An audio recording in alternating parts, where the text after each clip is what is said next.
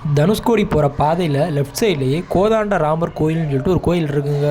Hi மக்களே, இன்றைக்கி நம்ம என்ன வீடியோ பார்க்க போகிறோம்னா தனுஷ்கோடியில் உள்ள கோதாண்ட ராமர் கோயில் தாங்க நம்ம பார்க்க போகிறோம். தனுஷ்கோடிக்கு வர எல்லா டூரிஸ்ட்டுமே ஃபஸ்ட்டு வந்து இந்த கோயிலை விசிட் பண்ணிட்டு தாங்க அடுத்து வந்து தனுஷ்கோடிக்கே வருவாங்க. இந்த கோயிலுக்கு போகிற ரோடே ரெண்டு கடலுக்கு நடுவில் தாங்க இந்த ரோடே அமைஞ்சிருக்கும். நம்ம போகும்போதே அந்த ட்ராவல் எக்ஸ்பீரியன்ஸே கொஞ்சம் டிஃப்ரெண்ட்டாக இருக்குங்க. தனுஷ்கோடிக்கு நீங்கள் வந்தீங்கன்னா கண்டிப்பாக இந்த கோயிலை வந்து விசிட் பண்ணி பாருங்கள். இந்த கோயிலில் தாங்க ராமர் வந்து பாலம் கட்ட யூஸ் பண்ண கல் வந்து இந்த கோயிலில் தாங்க இருக்குது. இந்த கோயிலை பார்க்குறதுக்கு முன்னாடி இந்த கோயிலோட ஹிஸ்ட்ரி வந்து சொல்கிறேன்.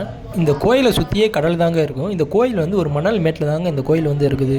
ராமர் வந்து இலங்கையிலிருந்து சீதையை மீட்டுட்டு தனுஷ்கோடிக்கு வந்து வருவாங்க. இந்த இடத்துல ராவணனோட தம்பி விபூஷணனுக்கு இலங்கை மன்னராக பட்டாபிஷேகம் வந்து பண்ணி வைப்பாங்க. எல்லா கோயில்லையுமே ராமர் பக்கத்தில் வந்து ஆஞ்சநேயர் தான் வணங்கிட்டு இருப்பாங்க.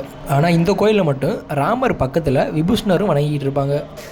1964 புயலில் தனுஷ்கோடி சுத்தமாகவே அழிஞ்சிருச்சுங்க. அதில் இந்த கோயிலுமே கொஞ்சம் சேதமடைஞ்சிருச்சு. அதுக்கப்புறம் 1970 இந்த கோயிலை வந்து மிக உயரமாக கட்டியிருப்பாங்க.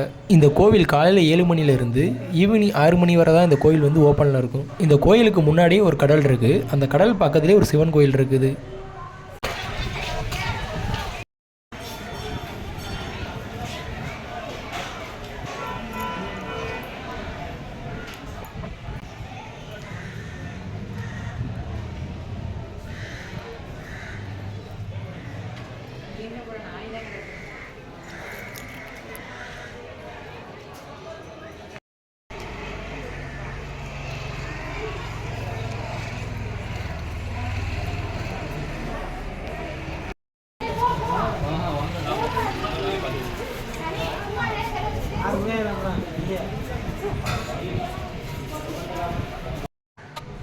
நீங்களும் ராமேஸ்வரத்தை பற்றி தெரிஞ்சுக்கணும்னா நம்ம வீடியோக்கு ஒரு லைக்கை போட்டுட்டு நம்ம சேனலை சப்ஸ்கிரைப் பண்ணி வச்சுக்கிறோங்க.